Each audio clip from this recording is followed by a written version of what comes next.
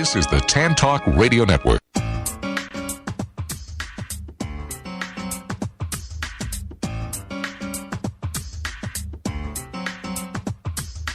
Time now for the nationally syndicated radio show, The World of Laurie Zoock.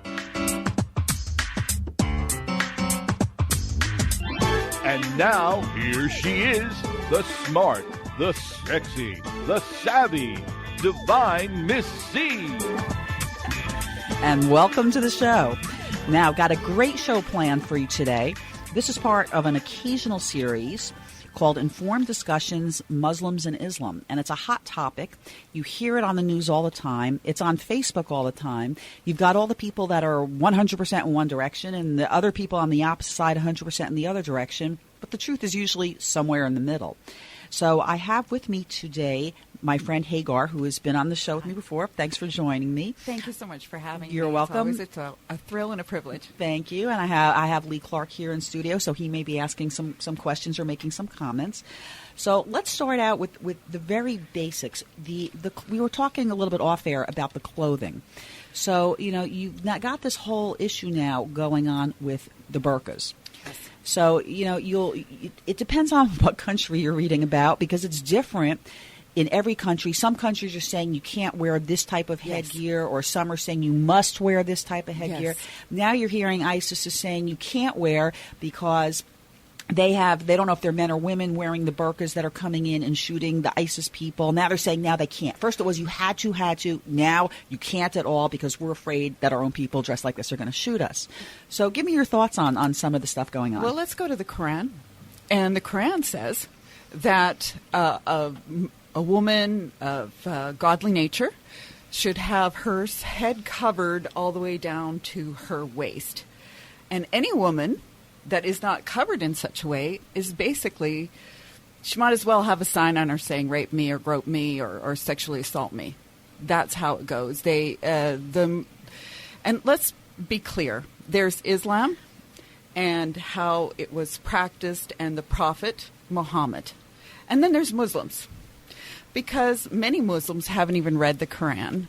And they can, like many Christians, haven't read the Bible, and sometimes they will commit themselves as much or as little as they want towards Islam. And they have a saying, and the saying goes, well, if a cat looks in the garden and the cat sees a piece of meat, can you blame the cat for devouring the piece of meat? And what they're referring to is, well, if there's a woman and she's not wearing her hijab and she's not properly covered, well, you can't really blame a man for attacking and sexually assaulting her, because in their culture, and you go anywhere, Saudi Arabia, anywhere it's 100% Islam, you will find that women are, if it's not my word against a man's word, I have to have two women's word against one man's word.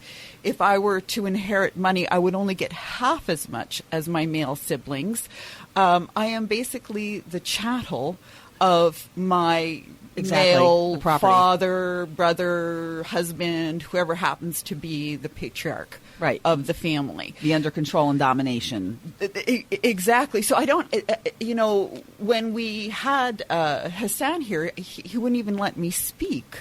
He just ran over me because that's how he was raised. That's how he sees. He doesn't see women as they're not as intelligent.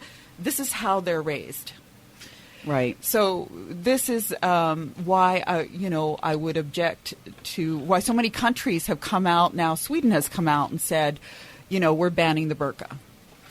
France has banned the burqa. Because those countries are more secular. They believe religion should basically be kept to the religious places or the home and not out in public, which in a way, I hate to say, is not a bad idea, because you would have a lot less violence that way, I think, if religion was kept, more private. Then, even though we're a melting pot here, the issues between religions in public play out. So when you hear that someone can't wear a burqa to a public school, well, if the public schools were secular, not non-religious, then maybe everybody should be dressed, conservatively. If you are going to wear your yarmulke, and go to a Hebrew school. People will be angry at me for saying that, but it will cause less stress for that child. Same thing is if you're dressing in a certain type of garb, go to a private school. Because when you go to a public school like that, you can say, hey, I'm free to express my religion, but hey, kids are cruel. And when you have kids going to school and they are being teased and they are being bullied because of their religion, then maybe it is time to separate out. And like I said, people won't like my opinion, but I'm thinking about the safety of that child by dressing differently. And I think the countries are thinking of the safety of women, because unlike wearing a yarmulke or whatever, the implication isn't if I'm not wearing this, I can be attacked. Where you see with the burqa, it's if I'm not wearing one, I therefore am less than even a Muslim woman. I'm a sinner, and I don't even have status. And I can actually be killed, and nobody would blink an eye because, well, it's perfectly legal. It's perfectly acceptable in Islam. As a matter of fact, it's demanded of the devout Islamic person to put away with the unbeliever. Right. That is also in the Quran. Well, I think, too, I was reading last night, I think in the United States last year there was something like 800 or 900 honor killings in the United States from Islamic people, from Muslims. And because that's how, if they're coming from their original countries, that's how they're still bringing up their families. Yes.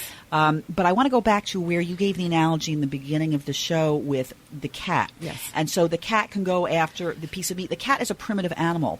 Man is a thinking, intelligent animal who can make a choice to not do something and to modify his behavior to an appropriate level that society dictates. But what it's saying in the Quran is that you don't have to even be accountable to your own erection, because women are just a piece of meat. And they don't even have a status. So you see, that's where the difference comes, and that's where these countries are starting to understand, is that we don't want to put targets on the women that choose not to wear a burqa, and instead they inadvertently, because they don't want to wear a burqa, that or a bikini or whatever, that they're actually wearing a sign saying "sexually assault me" because I'm not wearing. That's what they don't get. Now I don't know if you saw recently, because I check through these topics every night. Recently, Playboy had a young woman in her early 20s. I don't remember her name. I saw that. Okay, and so she is now supposedly Playboy is no longer doing nude photos. Oh, I okay, didn't know that. Yeah, they're supposedly not doing nude photos, and they're changing their image, so to speak. Oh. And so they had this young woman in her early 20s. Wearing a burqa. She's the first woman to wear a burqa. Well, you had both people on one side saying, "Yay, girl, go, go, go," and on the other half, you had saying, "What is Playboy doing, having a woman with a burqa?" But here's what I don't understand: if a woman is Muslim and she's wearing a burqa, it's supposed to be to completely cover her hair and to make her appear conservative, so that in their country and their religion, those women are not open to say, "Hey, come and get me, rape me, whatever." However, in America, you see a lot of women who are wearing the headscarf, who are dressed in tight jeans and sexy clothes and full makeup. So does that not contradict what the Quran is saying about the Yes. So that's not modest behavior. That's not modest behavior, wear, and that's not modest behavior. And again, it goes back to many Muslims. They are peaceful people. They just want to keep under the radar. They want to feed their families. They want to do whatever they have to do to get through this life. However, what we're seeing is that those that actually start to apply Islam, those are the ones, and it's coming from the countries where education is more available to both the men and the women, and the more educated they become, they actually think to themselves, well, maybe I should really read the Quran and see what it says. And then when they read it and they really want to apply their religion and emulate their prophet Muhammad, that's when you get the jihadists and the Islamists, because they are being dedicated to emulating their prophet Muhammad, who was all of those things. There's a lady by the name of she's actually Ali Sina. He's a man, and he's a former Muslim, and he's offered $50,000 to anyone. So if you want to pick up $50,000, all you got to do is prove this wrong based on Islamic texts, particularly the Quran. Muhammad is a narcissist, a pedophile, a mass murderer, a terrorist, a misogynist, a lecher, a cult leader, a madman, a rapist, a torturer, an assassin, and a looter. The reward has gone unclaimed because nobody can prove that Muhammad didn't do any of these things. He did all of these things, and anybody who wants to be a dedicated person to Islam is going to want to follow in his footsteps. As a matter of fact, he's required to follow in these footsteps. And this is a big reason why I want to go ahead and write the book, is so that people can have an opportunity to see, first of all, where this all came from. Right, this is the book you're writing. Yes, this is the book I'm writing. It's kind of like, you remember at Masterpiece Theater, Upstairs, Downstairs? Yes. Okay. And then Downton Abbey was kind of, the more modern version. So in the Old Testament, we see Abraham and Sarah, and we see the upstairs version. Okay. Well, the book I'm writing is the downstairs version. It's about That's right. I've read the first few chapters of your book. It was very good. So I'm trying to give a history and a background, bringing us up. Now, what happens with Hagar, of course, is that in the book, in the upstairs version in the Bible, Hagar is just, maidservant, water, maidservant, uterus, literally. Right. And she doesn't even have control over that. And so we don't even know what her name is until she runs away after having an incident with Sarah, where Sarah's, basically she's hormonal, she's pregnant, she has no status, she's just, none of her duties were evaporated because she was pregnant. She had to keep it all up, and then she just ran away. And there she is in the desert. There's nobody around. Suddenly the angel of the Lord comes to her, and she's like, where did this guy come from? Who is he? And he calls her by her name. She hasn't even heard her name. And here he is. Who's this stranger in the middle of the desert who knows my name? He knows I'm pregnant. He tells me I'm going to have a boy, but he also tells me, and she falls on her face, and her theology is, the God who sees me and knows me by name. So it's a very intimate relationship. Okay. Not just that, but that's the first woman that God ever spoke to. The first woman. Who is she? She's a servant. If she were listed in Abraham's household, it would be behind all the cattle and the camel and the whatever livestock he had. She would be last. And yet this is the person that he's talking to. So she falls on her face. She says, "This is the God who sees me and knows my name." And then he tells her the one thing she doesn't want to hear. He says, "Go back and have your son." And that meant that she would have her son raised by a woman who despised her. Mm-hmm. And she would have to witness that. And that would have been the hardest thing for her to do. And yet she obeys. So here we see Hagar. And if Islam is submission, well, Hagar is a gold medalist, Right. And then we also, in Matthew 27:50-54, it says, when Jesus cried out again in a loud voice, he gave us up his spirit. At that moment, the curtain of the temple was torn in two from top to bottom.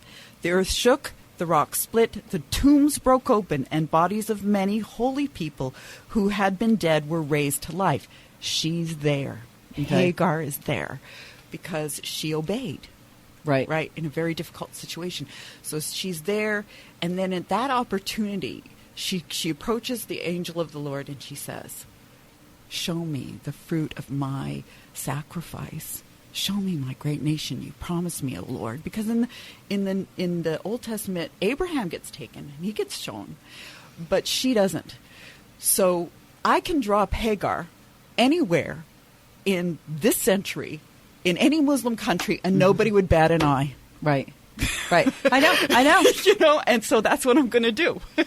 And she's going to be, I'm not going to tell you where, but basically she's going to meet the guy that kept Abraham up at night. The man that was going to slaughter him and take Sarai away. Gotcha. Okay? Which was worse in his own mind, because the two men that he gave Sarai to were more righteous than he was. And it was God who defended that marriage. And you have to cut him a little bit of slack, because there was no law at that time. So he really didn't have any rule book to go by. He just had to go with what he thought was right, and he was a maverick because he's talking about one God, where at the time that was a very new approach to things. So Gotcha. Yeah. All right, that's all. Yeah, that's all. It's a big, huge topic. All right, so we were originally talking about the way people dress, and it is different in different countries. Like I said, so the burqa in Afghanistan is different from the burqa in Saudi Arabia. Yes, and also now the burkini, I don't know if you know, was developed by a woman in Australia. It originally was supposed to be not a religious thing, and here's where you'll laugh. I look at the burkini and I go, it's a wetsuit. I used to be a scuba diver. It's a wetsuit. I don't see what the big deal is. But France is saying, unless you're half naked on the beach, we're not going to allow you in anything. And so I look at that and I go, okay, that's really pushing it a little bit too far on the other side. Listen, being over 50, I'd love to wear a burkini. Thank you. The more spandex or Spanx, the better. That's kind of how it works at this point. Because when you see women over 50 in bikinis, most of them should not be on the beach in inappropriate outfits. So it kind of works backwards there, and we can have a good laugh about that. Unless you're in your budget 50s. Yeah, exactly, exactly. Budget, I'm 50. I don't care. No, it's nutty. Now I want to go back to the refugees, which we've talked about previously. Some are really not refugees. Some are migrants. Right. Okay. All kinds of stuff happening. Even by the UN definition, these people aren't refugees. But okay. Right. All over the world, you have countries like Germany still taking them in. Yes. Obama still wants to take in more. If we have Hillary as president, there's still going to be more coming in. And interestingly enough, did you see? It was a Facebook post which showed Donald Trump's son used Skittles. Oh, okay. He had Skittles in a bowl saying, something to the effect of, would you eat 3 if you knew that they were poison? That's how he related it to that crisis. And a lot of people got angry. But, I do sort of look at it the same way. And it's not just about Muslims and Islam. It's about anyone who's a terrorist, regardless of who you are. Are you going to allow people to come into the country? Sure, you have the Department of Homeland Security and the FBI saying they can vet these people. But listen, people do slip through. How are you vetting people that you don't have any background on other than fingerprinting them or speaking to them? Let's talk How? about that. Okay, because we have had this discussion a little bit. We've touched on it a little bit. But, James Comey has said, we can't. It's impossible. There's no database that we can vet these people. Furthermore, in order to cram in the amount of people, the amount of Syrians particularly, because that's a failed state. That's one of these failed states that has no database to check them. He says, first, it was an 18-month process. They have abbreviated that to 3 months. And sometimes what they do is they just take the person's own testimony, because what else are they going to do? There's no fingerprint database.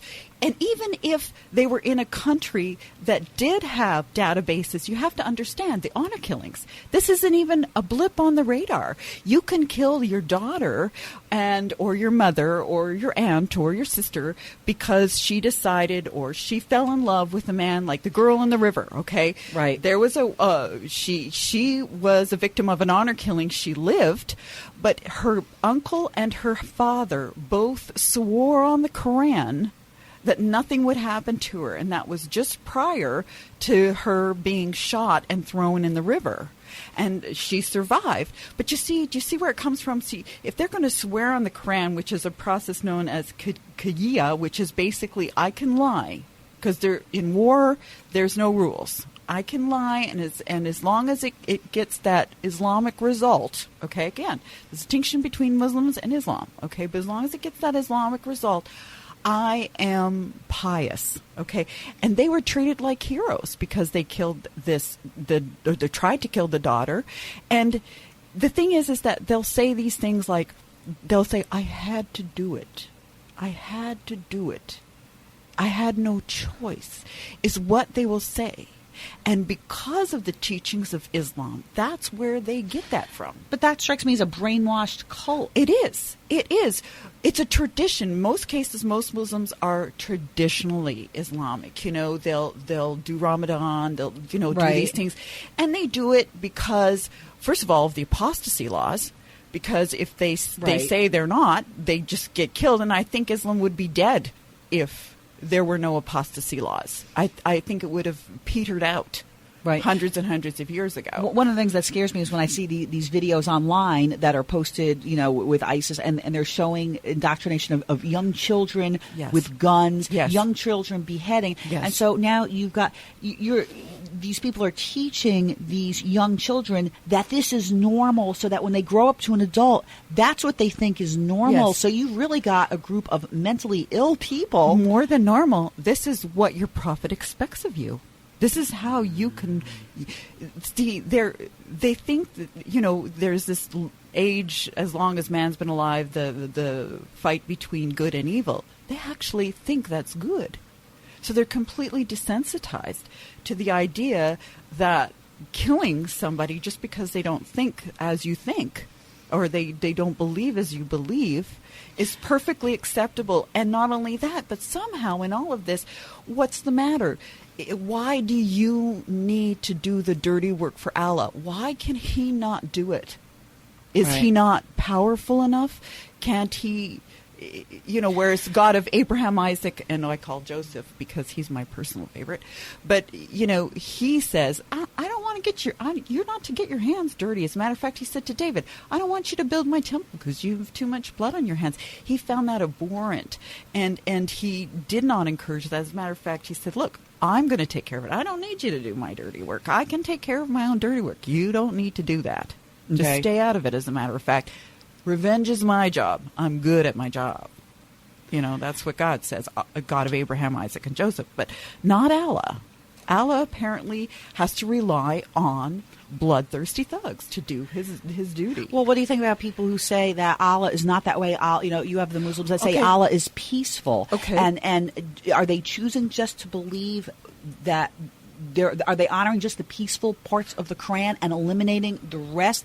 How are they segregating those two things? Well, this is why I say Islam, we don't have to have a war against Islam. There's no sense in it, because Islam is at war with itself. And everybody deep down in their heart knows what's good. Deep down, the shedding of innocent blood, everyone knows that is not good. And so therefore, those Muslims that say, well, Islam is peaceful, is because they don't want to believe. And if they say it long enough, and they say it as often as they can, they will believe it, because they're more of the traditional people that like the tradition. They know that if they say anything against Islam, their own family will kill them. And so they choose to believe the lie, because Allah's prophet, one of the tenets of Islam is Allah's prophet is Muhammad. And then if we go back to what, our friend here, Annie, says, if that's his prophet, then that's how he wants us, Allah wants us to behave. And yes, it could be the same name for God, but I could have Rose and Skunk, but they're not the same things. They're not the same character. Gotcha. And so there's those people that will choose to believe, because they haven't read the Quran, maybe what their imam says, and because they can't. But that's crazy to me. How do you not read the Quran? If you're Muslim, if you're Jewish, you read the Old Testament. If you're Christian, you're reading the Bible. You're reading that's what you're supposed to be studying, exactly, to interpret the Word of God. What scares me with any religion, though, is how some religious leaders interpret whatever religious text it is that they're reading. And you have people that do it where, to me, I don't. You may have separate religions. I look at people two ways. Basically, you're either good or you're evil. You don't really fall in between, because if you can't make a decision, then you're not choosing to be good. Okay, you can. How do you know what's good? Who told you what's good? My parents. Okay. Growing up. But they could have been maybe Islamists and, That's the true. hardcore. But how do you know what's good? Who told you that was good? I don't know. I think I figured it out for myself as I got older, which was based upon life experience. But that's a good question, because if you're brought up in a family like this where they're not good, but you're thinking it is good, yes, I see your point exactly. Because you're conditioned to whatever they told accept you, as good, or whatever just like is any good. cult. So in the Nuremberg trials, after Nazi Germany fell, right, they took the Bible, and that was their standard of measurement for what is good. God is good. So if God is good, he will, God is love, God is justice. all the things that we associate with good. And there's certain things that happen that C.S. Lewis said that give universally, whether I went back 1,000 years or I went forward 1,000 years, that you hear about, and universally you get this knee-jerk revulsion of, that's horrible. Okay, that is a horrible thing. And they know that's bad. So, who told us that? Well, because there's a part of us that's born with that understanding, because of our creation, right? And how we came to be created and to know and recognize what is good. God said, "I've put it in you to know and recognize what is good," and so therefore, when you have to choose. Who's your prophet? Is your prophet Muhammad? Is your prophet Isa? Isa is the Arabic word for Jesus. And Jesus is mentioned in the Quran. It also does say to read the Old Testament. It instructs, but people don't do that. And there's a world of difference between Isa's theology and Muhammad's theology. And unfortunately, because they say, well, Muhammad came after Jesus, therefore he is more prominent, or his teachings carry more weight. I disagree with that. Okay. I disagree wholeheartedly with that. I'm going to ask you to hold your thought just for a second. We're going to go to a quick commercial break, and we'll be right back.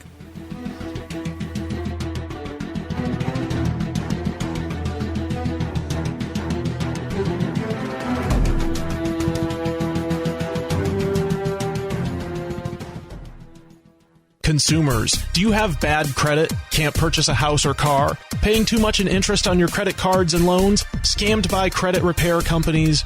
There is hope. You can get back on track and do it the right way. Call Credit Education Consultants today at 813-500-6064. That's 813-500-6064. Or go to crediteducationconsultants.com now and get the help you need. Don't delay. Call today. Mortgage reps and realtor inquiries are also welcomed. Central Payment, your number one credit card merchant service provider in the industry. Providing e-commerce solutions, POS systems, standalone terminals, mobile apps, and much more. Call Central Payments James Carner at 813-777-4332. Looking for the lowest rates in the industry and number one customer service? Call Central Payments James Carner at 813-777-4332. That's James Carner, 813-777-4332.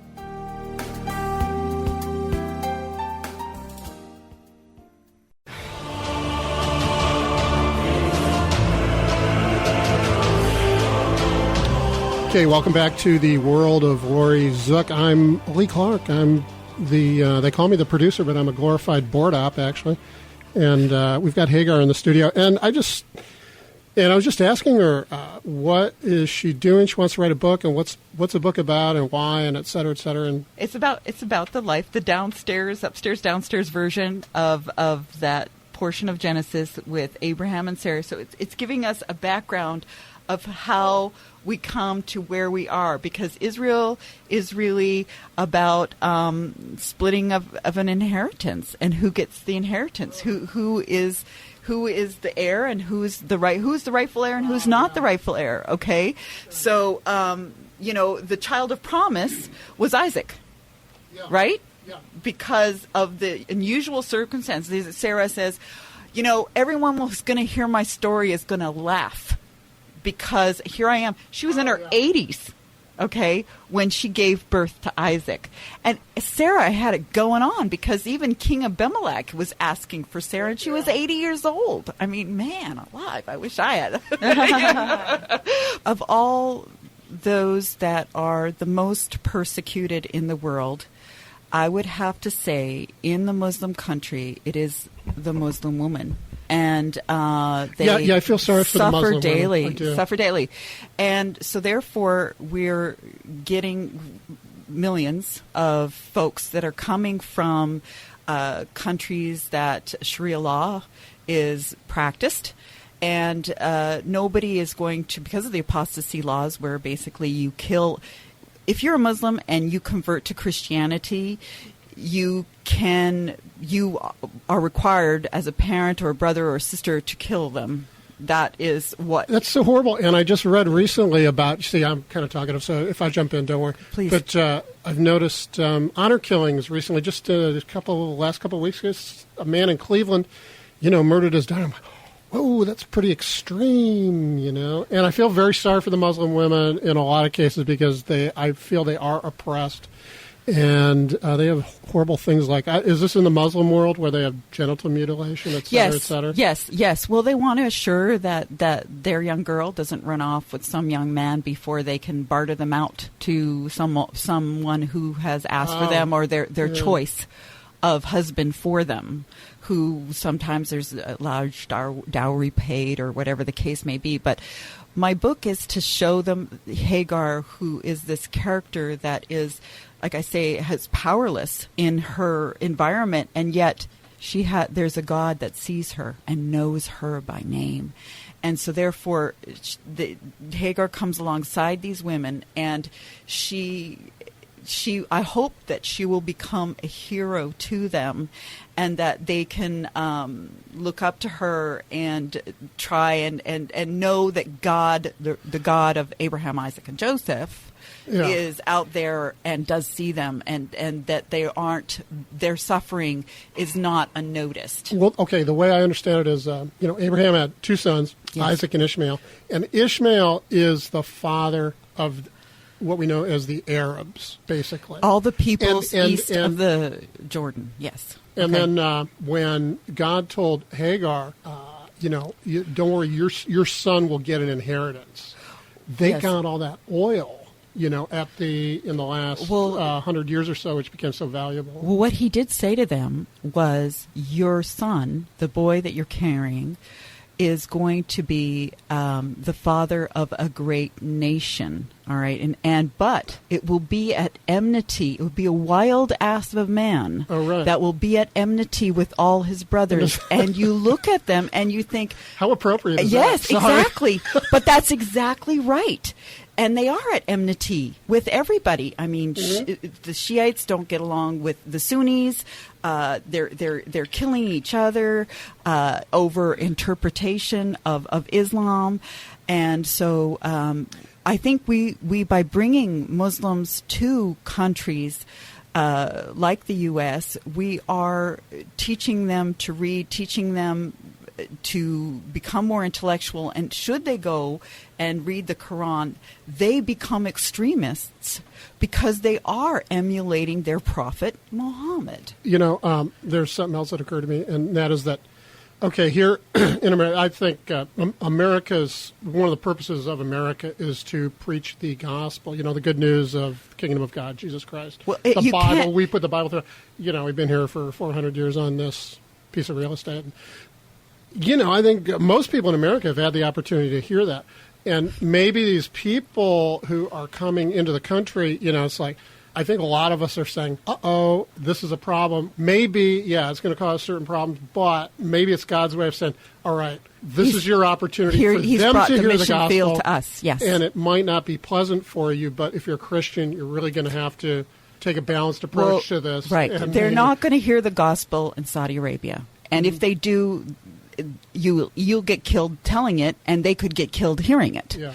So, and a lot of people, it shows in Bible prophecy, a lot of Christians at the same time will get killed and be martyred. Actually, if you believe the Book of Revelation, it's by beheading, if that's literal, and I think it is, because there's a proof that you've heard about the guillotines and all that stuff that are out there. So it's really going to happen. Do you ever heard of Chop Chop Square? Do you know where Chop Chop Square is? Chop Chop Square is where they cut off people's heads in Saudi Arabia, and they're well on their way to a record year in 2016. I'm pretty sure they've cut off more heads than Abu Bakr al-Baghdadi, who is the dude out in Islamic State. And so I agree. This is we have an opportunity. God has brought the mission field to us, and so in my book, I'm hoping that it'll get in the hands of young women that will see Hagar as a champion, and will start to think about the principles put forward in the book, and understanding that that here in this country they do have a choice. and that they will be introduced to the gospel. And you can't have America under Islam. You can't. What I was saying before the show is we're at a real critical time right now. The last couple of years, even the last year, and just recently, our president made a speech before the United Nations where he is basically saying, Americans have to, get over having autonomy and rights and things like that. In other words, they have to come under global control. And we're talking about the United Nations, and it's really, really happening. It's really happening now. Yes. And we are so living. Yes. And the point, so what the result of that is going to be is Christianity is sort of being slowly demonized and outlawed in the United States, essentially. Yes, but let's remember, okay? Remember why Jesus had to come back? He had to come back for the elect. He came back for the elect because the elect were being persecuted. And the only way they can have their one world order is if they squash Christianity. They have to do that. And Christians are supporting Israel because of the God of Abraham, Isaac, and Joseph is the God. Now, the Jewish people haven't accepted Christ as the Messiah. They're still looking for the Messiah. A lot of them have their pagers next to their bed so that if the Messiah comes back, they'll be notified. They're on it. I'm not kidding you. Not only that, but we talk about the Dome of the Rock, where they believe that that's where the temple has to be built. Well, now what they're starting to find is that the Dome of the Rock was not where the temple was built, and what they think is the temple is actually in the city of David. A lot of people are looking for a physical temple, and the New Testament clearly says the temple of God is His church. It's the body of Christ. Okay. It's a spiritual body of God. So I'm just pointing out but all of okay, this. but and we could go on forever. But in the end times, the Antichrist is going to go in the temple. The temple will be rebuilt, and the Antichrist is going to go into the temple and he's going to desecrate it.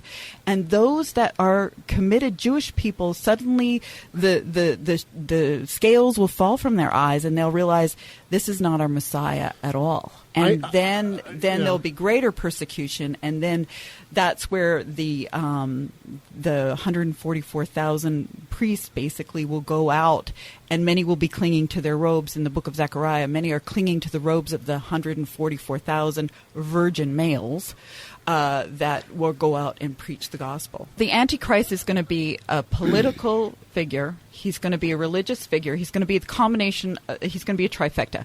A political figure, a religious figure, and an economic figure.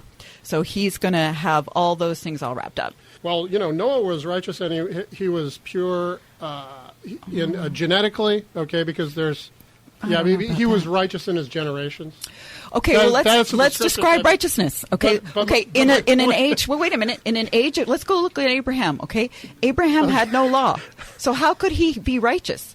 Well, but he did know the law. But wait a minute, there was no law at that time. Yeah, was it, the law came 5 chapters afterwards with Moses. Well, but what he said. But wait a minute. In Genesis 1:15, it says his faith, meaning the fact that he believed there was a God that was a good God, his faith was accounted to him as righteous.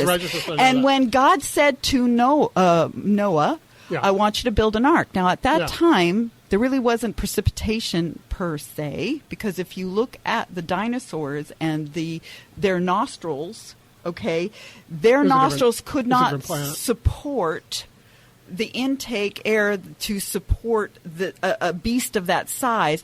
So what was happening was there was a ring of my opinion is there was a ring of water around the world that basically God pierced, and then that's what flooded the earth. That's the canopy. Okay, right. That's right. I'm familiar with that. Okay, and I subscribe to that I think theory. That may be true. Okay, so the thing is that it wasn't so much that all man is bad. All man's destination is hell. Right. The miracle at all is that any of us go to heaven. Right. And it takes an intervention of God to do that. It took Jesus Christ. Yes. Because none of us are right. All have sinned and fallen short of the glory of God. That's right. So we can't make it in on our own merits. But that doesn't mean we can go nuts either. There's still consequences. Let me say something. Okay. Because I got to backtrack and just say that there is a scripture that says, where God basically says, I think that Abraham, he obeyed my he didn't say, it doesn't say all, and I'll find the scripture later, but he obeyed something like my statutes and judgments. So even though it's not in the scriptures, I think it's evident that Abraham was instructed by God as to what righteousness is, what God wanted of him. I basic agree. commandments, whatever. I agree. However, the only person that defended that marriage was God.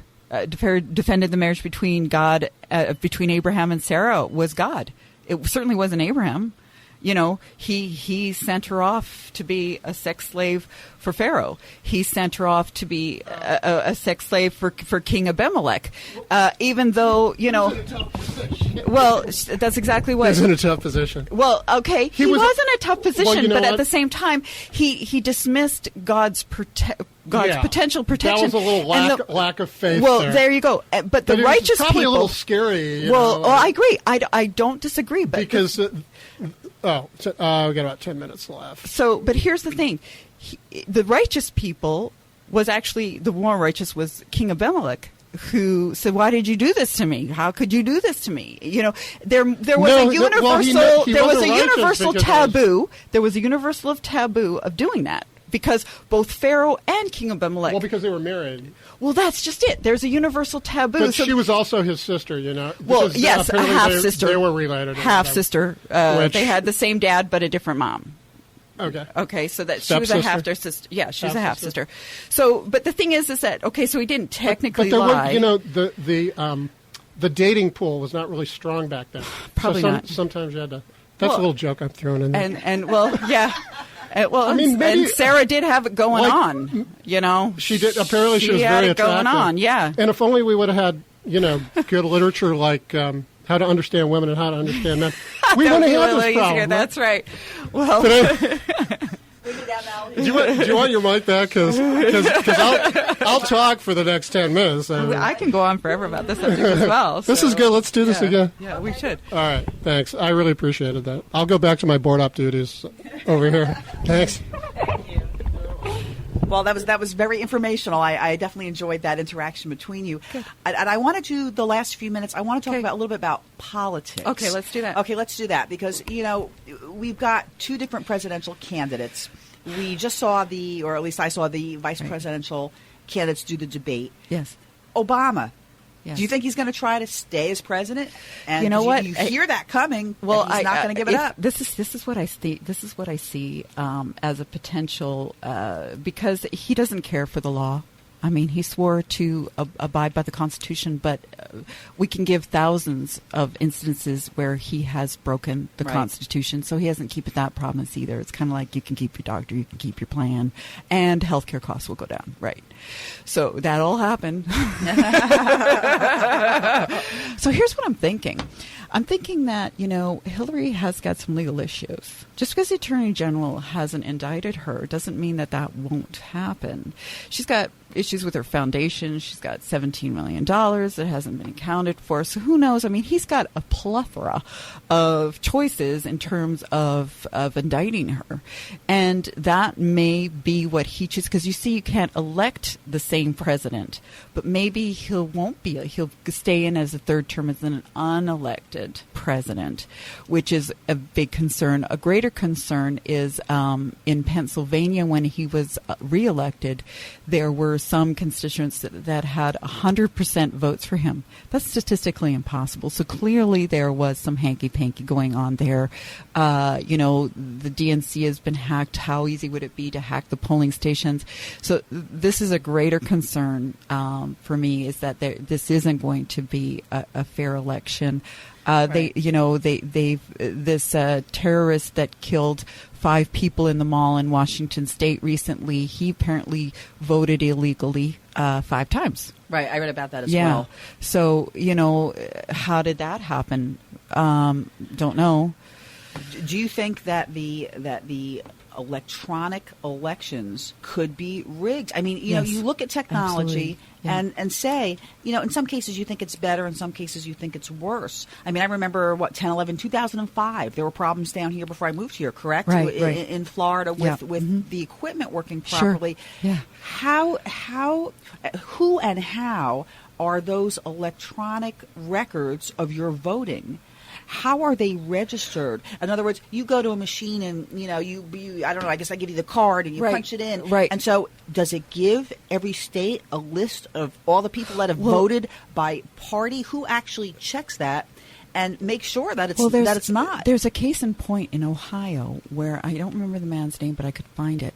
But he said that when he went into his voting booth, and it was an electronic voting booth, he actually voted for Mitt Romney, but his vote showed up for Obama. Right. And I've heard that he also. said that there was other people that had made the same complaint, and that kind of got dismissed. I mean, that was in all multiple the states. shenanigans. Yes, that's right. Of Chads and dangling Chads, and whether this Chad was that Chad, that they made such a ruckus over that, but yet these are people that said, I voted for Mitt Romney, yet my vote showed up for Obama. How did that happen? And nobody's really resolved that. No, I mean, I'm sitting here thinking if I go into the voting booth, I need to take my camera out and video what's happening. Well, you know what they're saying? To show. If you're voting for Trump, wear red. And so if there's so many people voting red and then, that are wearing red, and yet their precinct comes up for Hillary, then there's an issue, you see. So that's what they're saying is go ahead, wear red.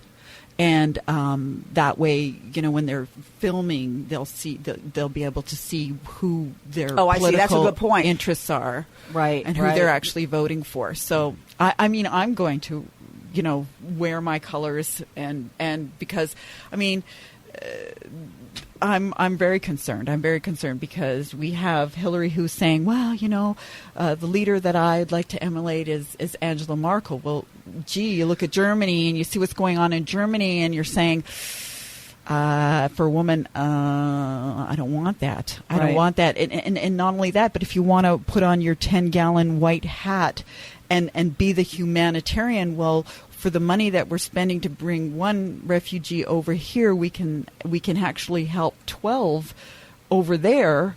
So our aid power is multiplied by 12. It doesn't make sense to bring them here. It just doesn't make sense. It's more humanitarian to let them stay there where they can go back. Not only that, but most of these young men, most of these refugees are young men. So that means they're abandoning their are they their refugees mothers, or are they migrants? The migrants that are coming are mostly men. Okay, so what are they doing? They're abandoning their moms. They're abandoning their sisters. They're abandoning their women folk and just. How safe is that for them? Nothing is safer, but you do have a lot of innocent people that are being kicked out of their countries. They have nowhere to go, that are dying in boats, trying to get somewhere. Well, they look at America, land of the free, home of the brave. Right. But how do you? That's a problem. I don't know that anyone can resolve. I don't know that any country. Well, I think that by saying, for instance, we in our last show we talked about, well, what are they saying? And this one young man who was in Italy, and they said, well, why don't you stay in Italy? He goes, no, I want to go to Germany because, well, they've got more money. That's what he said. I want to go to Germany because they have more money. Right, Italy's bankrupt. He's not being persecuted in Italy. Okay, but he can't find a job. I have friends in Italy. The economy there is horrible. So become your little economic powerhouse where you are, because that's what they're saying. Oh, it boosts our economy by bringing all these migrants here. So why don't they become little economic powerhouses exactly where they are? But they're not, because they're coming here with the mindset that they're going to be taken care of. I read one where one young man said, well, I want to have sex with Western sluts, and that's exactly what he said. And he said, and they'll give me money for basically not working. Right. But we have our own people, our own Americans that live here off the economy like that. They're equally as wrong. But do we need to import more? No. We don't need to import more. And there's the people that you see that are traipsing across these fields in droves. To me, they are Islamophobes. They're running from the Islamic State. You can't get any bigger Islamophobes than them. So when somebody says to me, well, you're just an Islamophobe, and I go, yeah, and I'm in good company, because all those other people running from the Islamic State, they're Islamophobes. Yes. You're right. So, and I think as a woman who is not a Muslim, I'd be either a moron or extremely naive if I wasn't an Islamophobe. Oh my God! I want to thank you, Hagar, for joining me. Lee Clark here, WDCF, for joining me. It's a topic that I don't know that there's any good end to, but we will. Because it's ongoing. It's something that needs to be discussed. And like I said, God's brought the mission field to us. We've got to take this head on. You know, and they will only hear the gospel here. They're not going to hear it in their country. So. Well, we're going to keep you informed, and thanks for joining us. Join us again next week on The World of Laurie Zoock.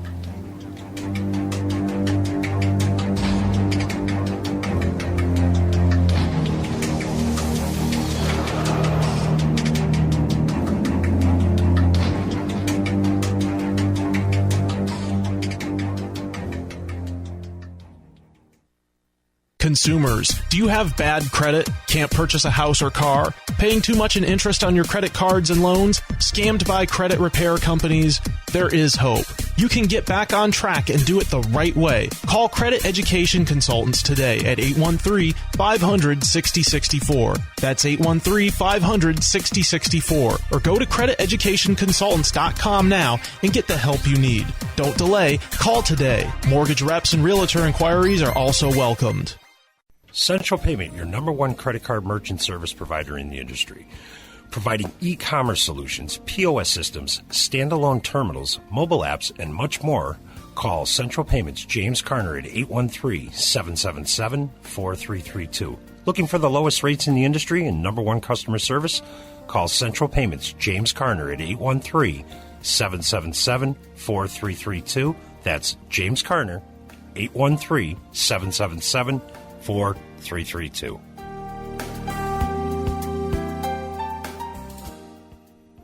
Hi, this is Dave Mason, Rock and Roll Hall of Fame inductee and a founding member of Rock Our Vets. Please help us support our military veterans and also the families of fallen law enforcement and firefighters across the country. You know, there is an average rate of 22 veterans per day that take their own lives due to the results of PTSD and over 1,000 calls to the suicide hotline a day from our veterans. Help us to help with making their transition from military to civilian life less of a struggle. We currently have a never-ending gift card drive that allows us to get food, clothing, and basic needs to these men and women that are out on the streets, homeless. We also provide laptop computers to veterans across the country that are returning to school for their educational pursuits or need them to start and manage a business. If your company has laptops that are no longer being used, donate them to Rock Our Vets.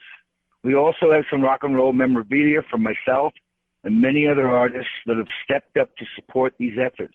And it is all available on the website at www.rockourvets.org. Links for everything can be found on the website. And remember, we are an all-volunteer 501c3 foundation. The money donated goes directly to our veterans, and you can actually see the results if you follow us on Facebook. Thank you for your time.